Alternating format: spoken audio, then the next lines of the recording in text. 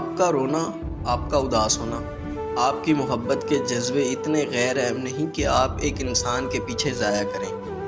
مانا کہ یہ تکلیف برداشت کرنا مشکل ہوتی ہے، مگر وقت گزرتے ساتھ ساتھ کم ہوتے ہوتے ختم ہو جاتی ہے۔ شرط یہ ہے کہ آپ کا سوچوں پر قابو ہو۔ آپ کی شخصیت کوئی گیڑی پڑی شے نہیں ہے کہ کوئی بھی آپ کو چھوڑ دے یا بھول جائے پھر بھی آپ اس کے پیچھے پیچھے جائیں۔